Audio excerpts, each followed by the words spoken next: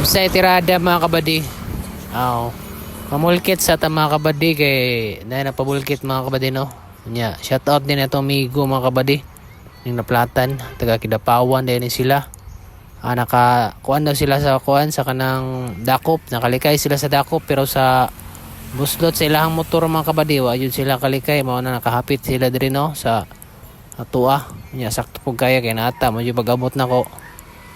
Kay gikan po kog lakaw nya to aning ibulkit mga kabady no. Muna ito na yung gibulkit na ito mga shout out sa inyo ha, mga kabady.